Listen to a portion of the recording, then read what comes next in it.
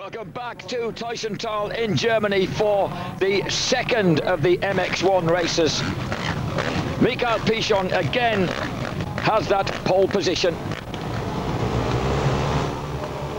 Inside him, Ben Townley and Stefan Everts. Will things run a bit more smoothly for Stefan Everts this time around? And as they go piling down that really terrifying first turn, Everts this time in a much better position. Pichon once again away like a scalded cat. Noble's up there. Joel Smets is up there. Ken de Dijker isn't. Neither is Colin the Geek Dugmore. Coppins gets a good start. About 5th place for the number 5 Cass Hunter. And up the hill, Pichon versus Everts. How often have we seen this in MX1 races in recent years? But vitally on a track that has dried out more. We've even had sunshine and a drying wind. Oh, wow! Everts tries to dive underneath Pichon. What a great moment. Pichon kept it pinned, and I think he had every right to. And the impact halted Stefan Everts, and now ahead of him he's got Jorgensen. He's got number 15, jumping Jimmy Noble, but he leaps past the RWJ Honda. A good start there from, unusually for Tanel Leok. And look at an incensed, oh, he storms inside Josh Coppins. It was Coppins, I beg your pardon, not Noble. It's an incensed Stefan Everts trying to make early ground and succeeding. Ahead of him is teammate Brian Jorgensen. Not for long. He dives inside Jorgensen. Well, it was an extreme move by Stefan Everts. It almost worked, but Pichon was obviously surprised there was anybody there at all. He felt the impact, glanced over his shoulder.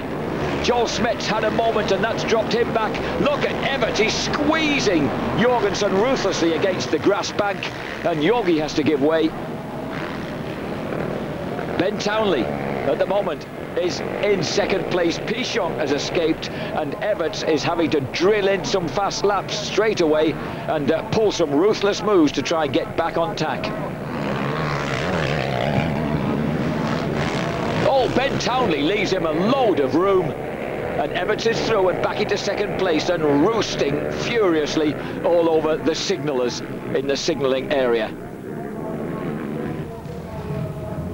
Well, a dramatic early stages then to the 2nd race of the European Motocross Grand Prix, the MX1 class. Of course, we'll be bringing you MX2 as well tomorrow here on Eurosport 2. What's this? Everts goes for the inside. Oh, and that was the exit rut. That was the rut that Pichon was aiming to take, just brought him onto a collision course with Stefan Everts. And it was a kind of racing incident, really. Brian Jorgensen trying to get alongside Ben Townley. The battle for 3rd place is on. Side by side up the hill. The Great Dane squeezes through. And there's nothing BT can do about that move. So Townley loses 3rd place. Coppins is right behind them and trying to get round the outside of his young compatriot. Ramon is 7th. 8th is Luigi Segai. 9th is Noble. 10th, Mayo. And it's a really bone-shaking race here. And Joel Smets has slipped back to 11th place, just ahead of Pirinen and Ken de Dijker. Federici, Barragan, Luray, Vandala and Preem. Place is riddled with Belgians. Where on earth are our boys? Yoshi Atsuta on the Motorvision Suzuki is 20th, 23rd for Paul Cooper, 24th for Christian Burnham, 25th for Colin Dugmore. And that's after one lap, one hectic lap out of 17 at least. They may go 18 because the track has certainly speeded up. Although it's still nasty, rutted and one line, the wind has dried it out. Josh Coppins has got the better of Ben Townley.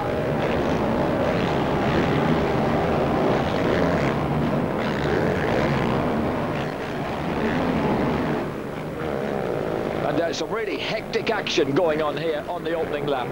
The opening skirmishes, shall we say. Tanel Leok, the Estonian Express, the reigning KWS British Masters of Motocross champion. He won that, of course, with Motorvision Suzuki, using mainly the 252 stroke last year. Jan de Groot showing great faith in the young man from Estonia, signing him up to develop the 450 Kawasaki, but he's lost a place there to number 11, Steve Ramon. Steve Ramon, former 125 world champ, just sneaks inside. So the 25-year-old Belgium on the Red Bull KTM trying to make amends for his DNF in race 1. And straight away, Tadel Leok glances over his left shoulder. Now, why does he do that? Why doesn't he focus on staying with those guys in front of him? I mean, if you glance over your shoulder and it's someone who frightens you to death, you're going to be, it's going to affect the way you ride, isn't it? And look at this, Ramon is really on the case. He gets alongside Townley, pulls a superb move on Townley. So the man who succeeded him as MX2 stroke 125 world champ, and he's through. Impressive stuff then from Ramon. He goes through to 5th place. He's the KTM on the move. Pichon has got that 5-second advantage after 2 laps ahead of Jorgensen.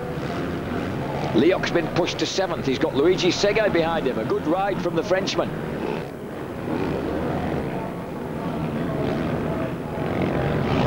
Oh, and Coppins and Jorgensen, 2 lovely men off the track, knocking lumps out of one another on it.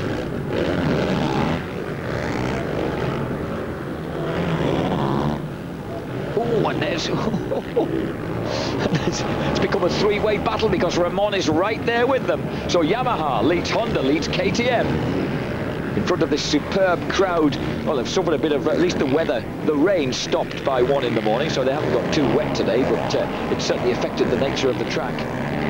But not right now, the nature of the racing. It's opened up a bit, it's getting faster. Townley's going backwards. Leok has caught him.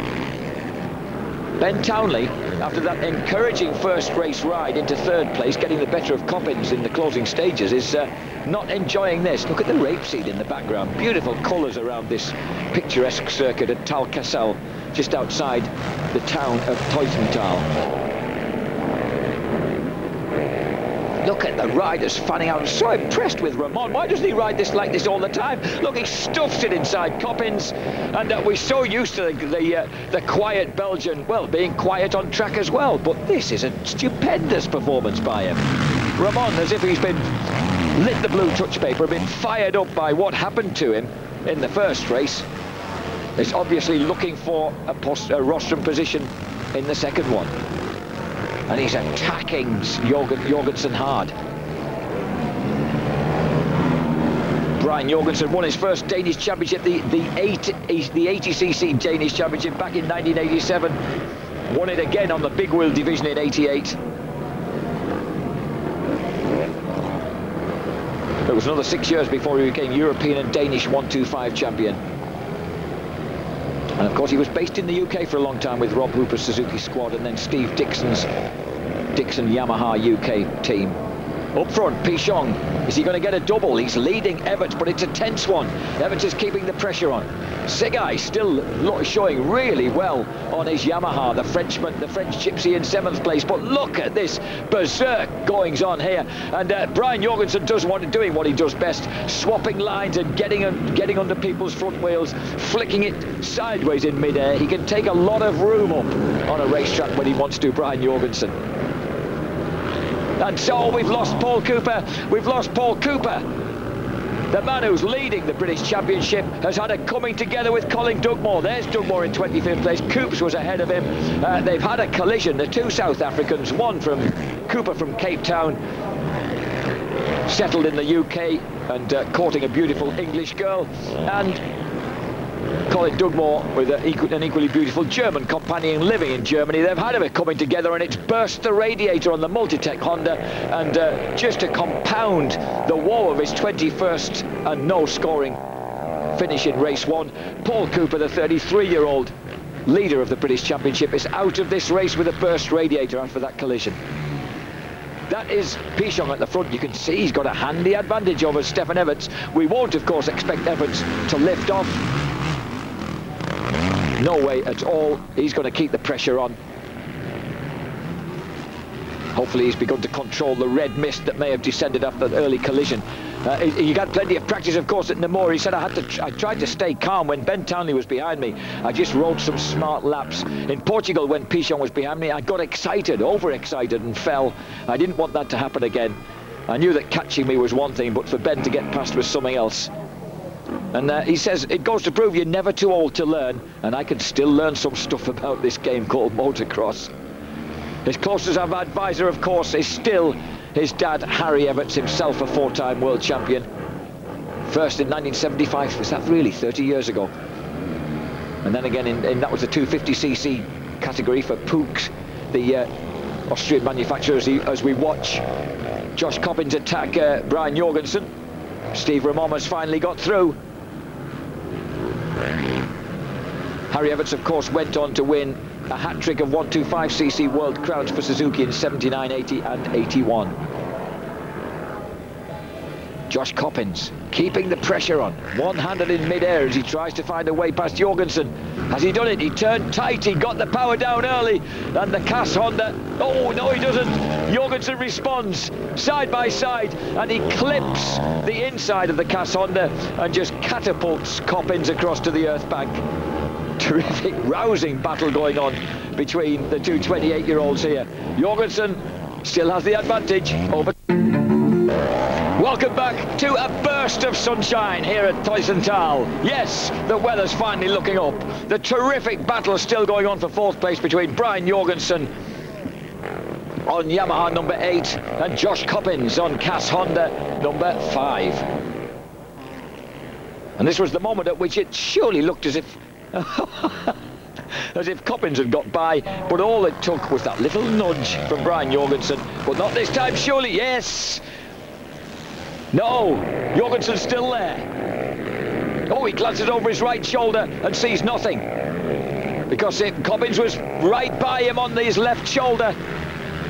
Has he squeezed through this time? No, but everybody knows just how astute Jorgensen is using the width of the track and moving over on people. But this time, Coppins finally, ruthlessly, decides enough is enough, and he gets the better of the Dane. 4th place now then for Josh Coppins.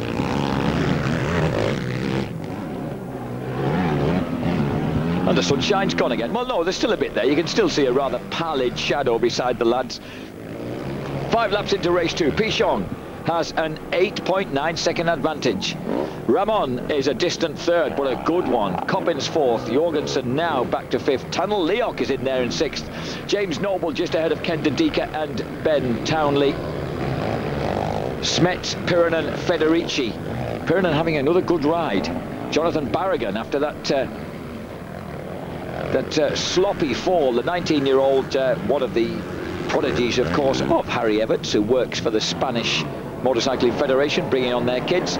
We get a look now at another of the great teenagers, 19-year-old Estonian Tanel Leok.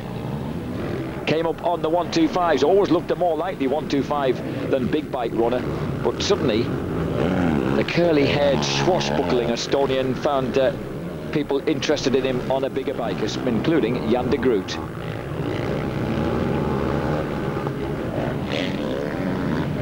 His cousin Egor Leok, his younger cousin Egor Leok, of course, competes in the MX2 series. And Tanel, looking as untidy as ever, is beginning to put the pressure on Jorgensen. He wants that 5th place.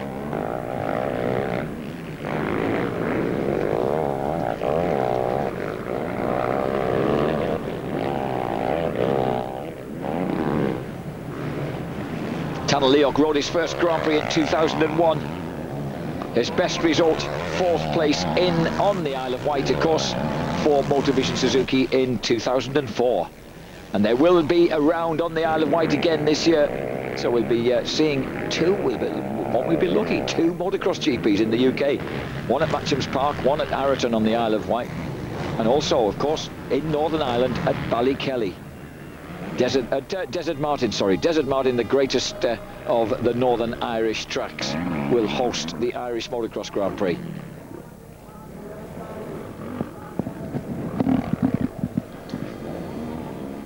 Stefan Everts is still putting in strong laps. He's keeping the pressure pretty constant on Michael Pichon. Pichon can't afford to make a mistake.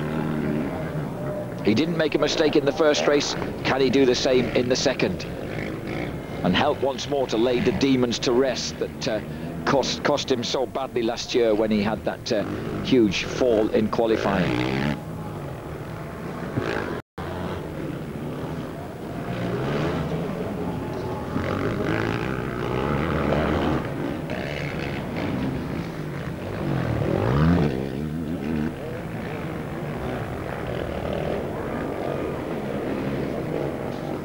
when he originally signed for Team Suzuki in the States, of course, back in 1997. Pichon crashed hard at the LA Coliseum and broke his left femur. It instantly ended his Supercross season, of course.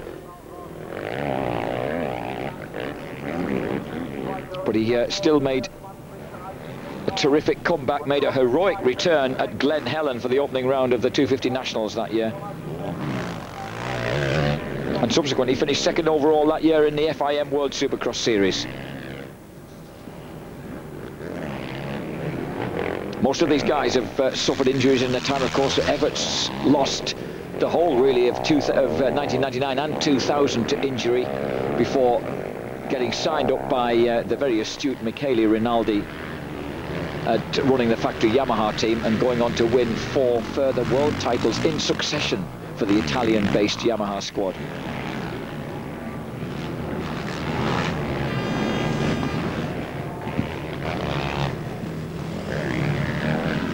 Steve Ramon still galloping on in 3rd place, and a bit more of this sort of aggression from the 25-year-old Belgian would really see the results start to come. Perhaps this race is the turning point. Certainly if he'd made a start, he'd be right there with the leaders.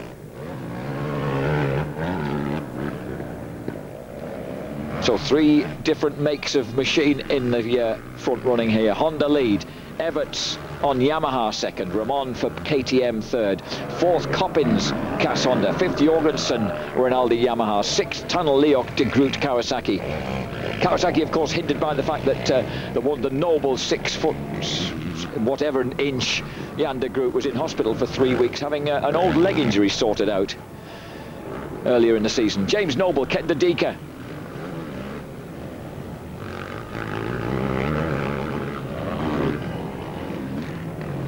Dedeka, and there's been a bit of a it would appear there's been a bit of a coming together out on track between Ken Dedeka, tall, lanky young Belgian, and the veteran Joel Smets. And unusually, Smets has come off worse. Now that's feedback from out on the course. Now that's unusual, because when you usually get a coming together that involves Joel Smets, the Flemish Lion can fairly be guaranteed to come out on top.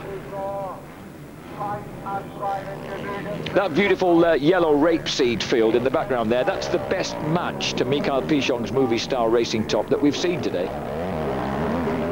This is the never say die aggression of Josh Coppins. He's in 4th place.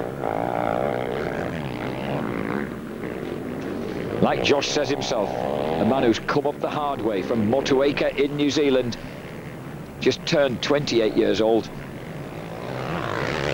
And of course rode his first World Championship race back in 1995, so he's been 10 years on the GP circuits. And all that, he just got better and better. 23rd for Suzuki in 96, 17th in 97, 13th in 98, 7th in 99. Moved all the way up until getting that runner-up slot behind Mikael Pichon a couple of years ago, and then suffering that dreadful accident in America, which meant that he had to fight back for, well, not only for fitness, but to rescue his career.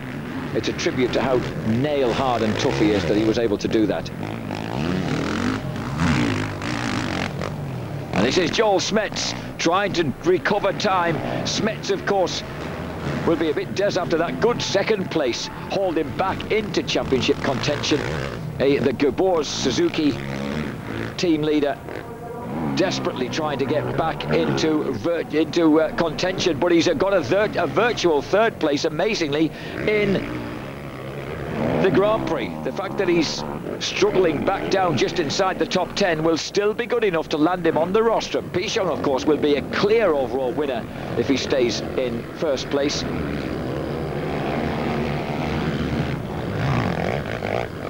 Josh Coppins would land 2nd overall, because Ben Townley has made a mistake that's dropped him well downfield, as we see Ken Dedeka attacking James Noble. James Noble has the lanky Belgian all over him now. Can he hold on? Oh, Dedeka's getting wild. This is the battle for 7th place. Oh, and James has opened the barn door, and Ken Dedeka says thank you very much and raps through. So Dedeka moves through to 7th place. And the way he's charging on the Saarholz Racing Honda, I should think that Yogi Bear, Brian Jorgensen, isn't safe at the moment ahead of him. So De Deeker, he too, of course, making up for a no-score race in the first outing. Ken De Deeker, 10th in the championship at the moment, behind Brian Jorgensen, so he certainly would like to get past the Dane and his Yamaha, who are just ahead of him. And there they are. In fact, Tunnel Leok between them. Leok hunting Jorgensen, De Deeker hunting them both, and Noble, I would hope, hanging on there in 8th place. But Joel Smets is also coming on strong behind them, so there's going to be no more company for James Noble in the closing stages of this race. And every time that Smets puts on the pace, it would seem that Pichon can respond. But look at that. I beg your pardon, not Smets, Evans. Evans has done a 2:13.0, 2:13.2, 2:13.4.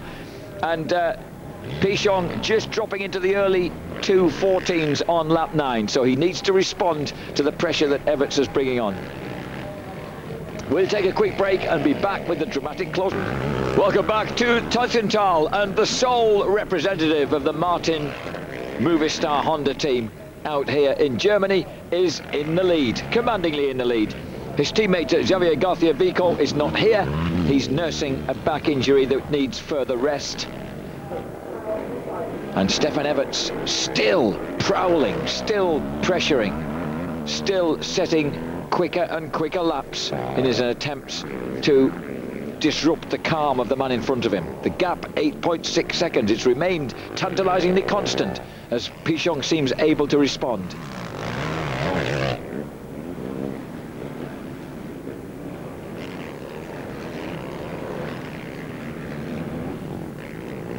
I mentioned earlier that the 23-year-old Norwegian Kenneth Gunderson, he missed Namur last weekend. He tried to make a comeback after a long-term knee injury, of course, at the Swedish Championship round, but was in so much discomfort that he couldn't race. He qualified, but he couldn't race. So a fair number of injuries around amongst the motocross World Championship contenders at the moment. One man out there who broke his collarbone at Belpuy, Christian Burnham.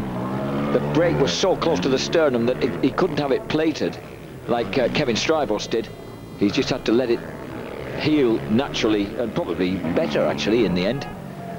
And but he failed to qualify last weekend at Namur. He's made it into the races here.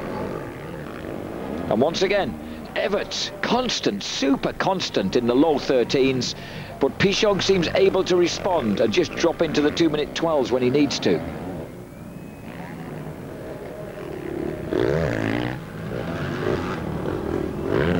And Steve Ramon very much on the pace of the leaders.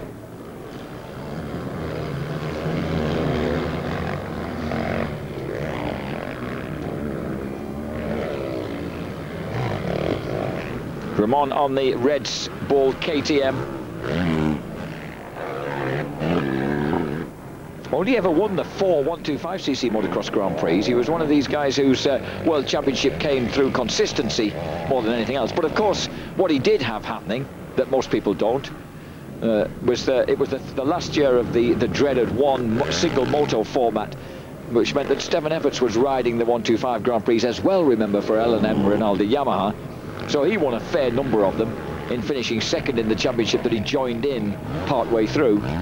And Ramon was constantly being eclipsed by his vastly more experienced compatriot.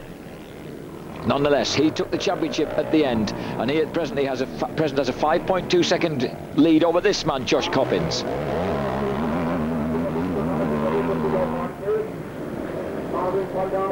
And this, of course, the sort of high-speed track where it's difficult to claw back time on riders in front. But notice that Jorgensen and Leok are very close together. Leok less than a second behind Jorgensen in 6th place. And De Deeker's right in there with them as well. James Noble has just slipped back slightly, but this is the battle. And De Deeker covered in mulch but determined. Look at Townley. Townley slipped back to 13th place in front of Van Dalen. Yoshi Atsuta is still just to say in the points in 17th. And Huckelbridge only just at the points. The last point in 20th place as Tunnel Leok has a look at Brian Jorgensen.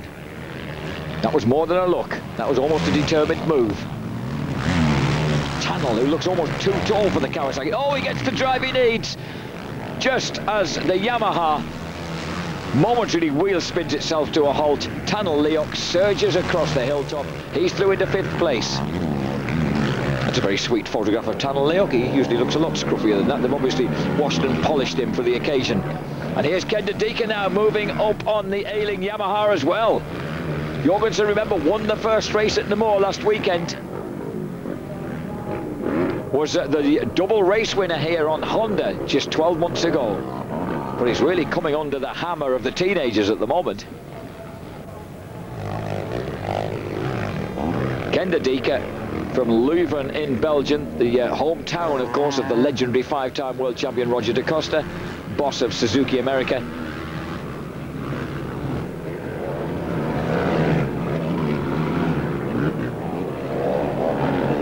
de Deeker, 20 years old, just a few weeks short of his 21st birthday now, and he dives inside but can't quite get the power down quick enough. And all the time James Noble has got a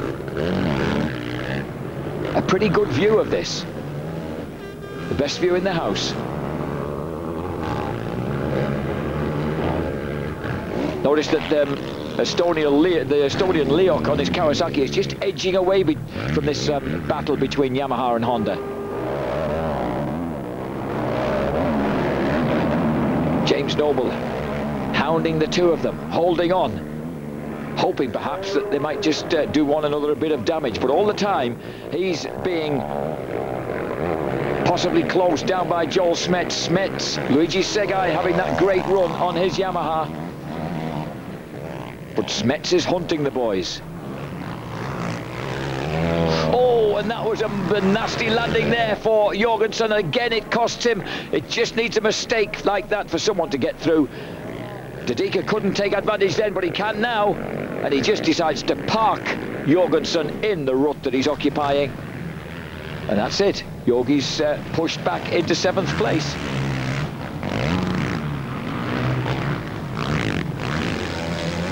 He's riding fast and loose, Ken de Deeker, and he's pulling places back. Now he's into 6th place, and you can see Leok just ahead of him like a green beacon. Oh, God. Honda really shaking its head, rattling through the ruts leading up to the takeoff there. The track had been modified after the serious accidents to Mikael Pichon and Andrea Bartolini last season.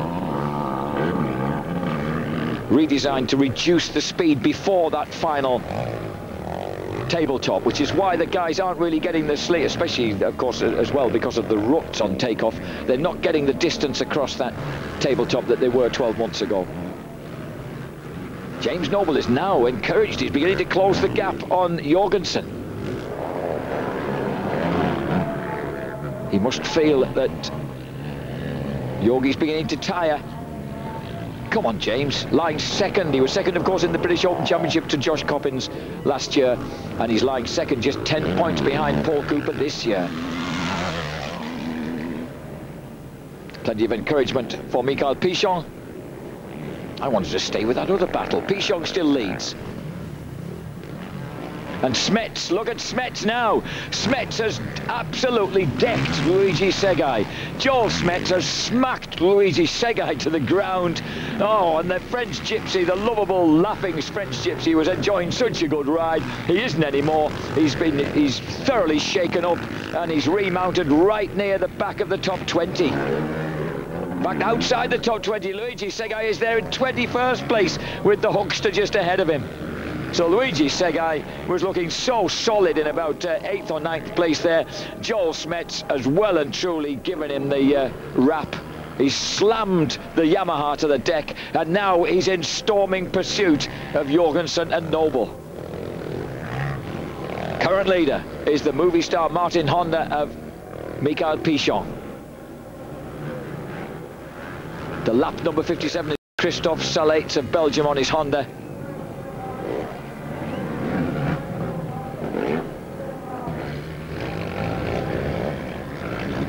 Another lapper is coolly ridden round. That's number 71, Daniela Brika on his Husqvarna. Antoine Mayo hasn't managed to repeat that superb 8th place that he put in. Daniela Brika's teammate at Husqvarna. Everts is just beginning to apply the pressure. The gap's down to 7 seconds. Can Pichon respond?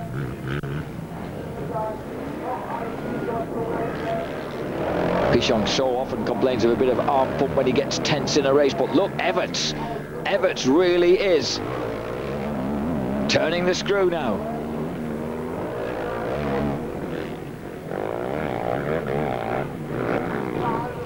And he's done a 2 minutes 12.0. Look at that, 2 minutes 12.0 on his 13th lap out of a potential 18 laps here at Teutschenthal. Oh, and Everts is getting out of shape. He was twisted up and front wheel landing then when he didn't really intend it. But he's rapping now. He's really after that Martin Honda of Michael Pichon. In between them, number 71, Daniela Brika. He'll be wanting to get past him pretty quickly. And he does. So Everts now has a bit of clear track between himself and his great championship rival and race leader and first race winner, Michael Pichon. We're going to take one final break, but you'll miss none of the action here at Teutschenthal. Rejoin us in a few moments. Last year, Brian Jorgensen won the European Motocross Grand Prix at Teutschenthal from Stefan Everts and Cedric Malot. This year, Stefan Everts, he can't finish on the rostrum, but can he win the second race? Look at the way he's eating up the advantage of Michael Pichon. He's burning away that advantage. He's dropped it to 6.1 seconds. He's left in the distance number 27, Fabrizio Dini on his KTM. Another of the Italian contingent. The Belgian flags are waving. A lot of support as ever. And look, Everts has now dropped for the first time this race into the late 11s, the high 11s, 2 minutes 11.95. He's taken another 0.8 of a second out of Michael Pichon on lap 14. Fantastic riding by the Belgian. Where does he keep getting it from? An immaculate style as ever. Yes, he does feature in that American magazine top 50 of the greatest ever motocross riders, alongside the utterly memorable likes of Steve Lampson and Pierre Karsmarkers. We'll talk about them some other time. Pichon, Everts, Ramon, Coppins, Leok, Dedeka, Jorgensen, Noble, but look at Smets. Smets is now down to about 3.7 seconds behind James Noble, 4.7 seconds, and closing rather like Everts is doing on Pichon. So James Noble's 8th place is under threat from a man who's already, if he stays in that position at least, has guaranteed himself a place on the podium, alongside Coppins and this fella, movie star Martin Honda's Michael Pichon. Pichon still leads. The bark of the 450cc CRF Honda.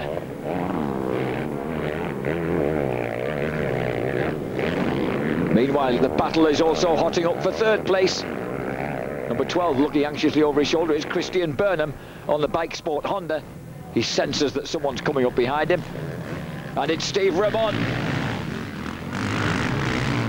But Coppins is beginning to close the gap. Coppins closing the gap remorselessly on the Cass Honda. Chris Burnham moves alongside, moves out of the way rather. He's back down in about 24th place. And once again, the sunshine burns down on an increasingly dry and rapid Teutschenthal. We're definitely going to go 18 laps this time.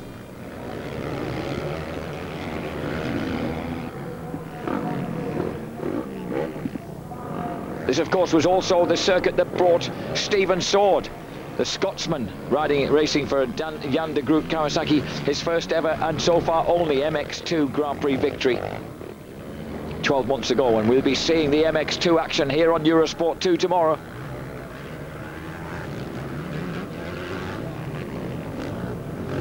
Coppins stuck in a couple of 2 minutes 13 second laps there to close the gap. But now, isn't it strange, as soon as he's got that close to Ramon, his times have suddenly gone back up to Ramon's. And that gap is it slightly opened up again. Pichon has responded. Pichon, cool and smart, is responding to Evert's pressure. And still looking as composed and quick as ever. So he squeezed a couple of extra tenths of a second out of Stefan Everts on that lap.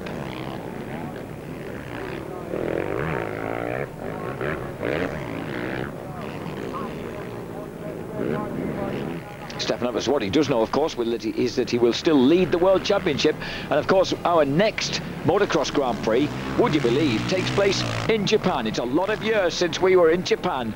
But at Sugo, the great road racing facility that was built by Yamaha, as we see Stefan Everts, he'll be off the rostrum if things stay as they are, but he will be 4th overall and still in the lead as we head off to Japan.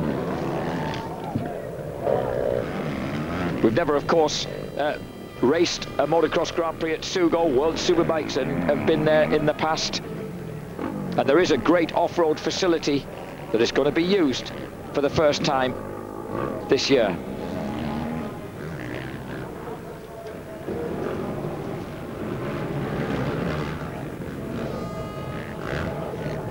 Back in 1991, it was actually Suzuka that we first went to previously. And look at that! Pichon responds with the fastest lap of the race.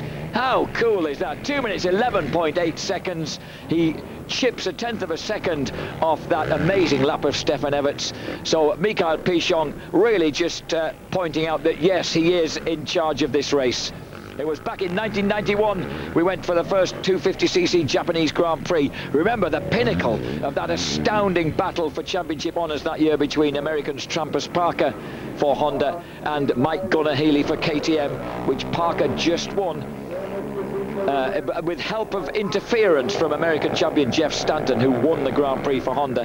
The following year at Suzuka it was Kawasaki's Mike Kudrowski who won. Both those guys, of course, in the American Mag's top 50. In 1993, it was Sandro Puzar, the former world champion, who doesn't feature in that top 50, who won. And this is Joel Smets. He doesn't feature either, but look at this. He's caught. He's in 9th place. He's going to get 3rd place overall, but he still wants to get the better of James Noble. You can see Noble right there ahead of him. He's closed down the 4-second gap. And James Noble, the 23-year-ood North Yorkshireman, really under pressure now from the veteran Belgian. The 5-time world champion Joel Smets, the man who's won more 500cc Grand Prix than anybody else. And a wayward Christian Burnham trying to keep out of the way of this one. We'll see Smets on the rostrum, surely, unless a late mistake dumps him as unceremoniously as he did Luigi Segai, but he's about to get the better of James Noble, surely. Can Noble hold on? Pichon, he can hold on, he can win it. Other winners in Japan, incidentally, 1994 it was Yves de Maurier, the reigning MX3 world champion, who won it, the Frenchman. And in 1995, would you believe it was a certain Stefan Everts. Well, 10 years on, because it's been 10 years since we last had a Japanese Grand Prix. We'll be there again, but not at Suzuka. We'll be at Sugo in 2 weeks' time. The action will come live very early in the morning on race day from Sugo in Japan. So get yourselves up with an early morning mug of coffee, that is, and enjoy the action live on Eurosport 2. Can Stefan Everts win again? He won for Kawasaki in 1995, but he'll have this guy to contend with. He's closed the gap on a dramatic day in Germany. Mikael Pichon, he's up on the pegs. He's cruising, he's confident. He knows that victory is his.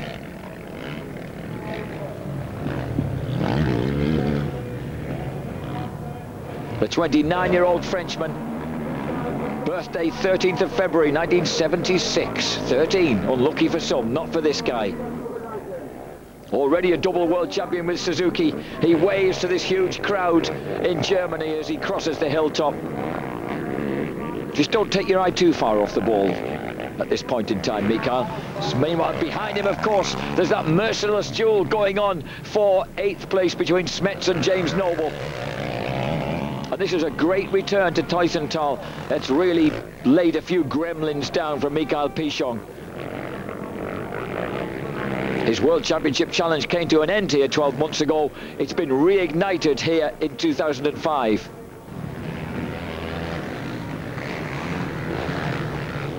It's got to be victory, and overall victory, for movie star Martin Honda's Michael Pichon. It's going to be second in the race, fourth overall for Stefan Everts. So it'll be Honda's 1 and 2, and third place for the remarkable Joel Smets after a messy but gritty second race. But number 2, Michael Pichon, takes the second race and his double here in Teutschenthal, having fought off the pressure of Stefan Everts. The 32-year-old 8-time world champion brings the L&M Ronaldo Yamaha home in second place in race 2. Meanwhile, there's still drama out on track. Here comes Steve Ramon. He is going to hold on to that third place ahead of Josh Coppins. He does. So KTM takes third behind Honda and Yamaha. Fourth place for Josh Coppins. And then a big gap back to Tunnel. Leok holds off Ken Dedeka. Leok crosses the line in fifth place. Ken Dedeka in sixth. And we're looking for who's coming over the line behind them. There's Brian Jorgensen. Who's going to be next across the line as they come bursting into view? It's the Suzuki. Joel Smets has grabbed the advantage off number 15, James Noble, on the final lap. So Joel Smets gets that 8th place after a really incident-packed personal race for him, having lost out on a really vigorous set 2 with Ken Dedeka. He later decked Luigi Segai, and on the last lap did Jimmy Noble. He's got third place overall. He's got valuable points. The beautiful setting here then bathed ironically in sunshine at the end of what has been a wet and messy weekend. Fortunately, the weather cleared up for us on race day, and it's made a big difference to the action as we've gone on through the afternoon. Pichon, Frenchman, wins it. Stefan Everts second. That's race 2, of course. Steve Ramon third. And then Coppins of New Zealand, Leok of Estonia, Dedeka, Jorgensen of Belgium, I beg your pardon, Belgium, Denmark, Joel Smets. Amazing. The Flemish Lion roars again and gets through to 8th place at the expense of James Noble. Jonathan Barragan, a much better ride for the teenage Spaniard, ahead of Marvin van Dalen, Manuel Priem, Antti Pyränen. And a really disappointing and doubtless disappointed Ben Townley after being so close to eclipsing Stefan Everts at Namur. Cornel Nemeth of Hungary is 15th ahead of Federici, and hopefully we've got more Brits in the points. Mark Huckelbridge stayed there ahead of Luigi Segai, 18th and 19th, with Danny Tabers picking up the final championship point, and Yoshi Tsuta slipping back to 22nd for Motorvision Suzuki. Rather disappointing for him and them. Christian Burnham was at least back at the races, but it's going to make for an interesting championship table and for a fascinating return to Japan for the World Motocross Championships in 2 weeks. 50 points, Michael Pichon takes the overall ahead of Josh Coppins, Joel Smets and Stefan Everts, with Leok 5th overall ahead of Jorgensen, James Noble, Ben Townley. Ken Dedeka gets all his 17 points from a single race in 13th place overall, and Mark Huckelbridge, another few points for him, 19th overall, 8 points for the solid Wiltshireman. And manufacturer standings, look at that. Honda have closed the gap to just 2 points on Yamaha, and that really matters a lot to the Japanese manufacturers. Who comes out on top at the end of the year? Just 2 points in it now between Yamaha and Honda. And what about this? 204 points for Everts. It's single figures, 9 points ahead of Michael Pichon. Smets and Coppins are now tied in 3rd place after Josh's terrific 2nd place overall. Townley is still in the picture ahead of Steve Ramon, but fascinating stuff at the top. Paul Cooper, no scores in Teutschenthal, and the British Open Championship leader suffers. He drops to 10th in the championship.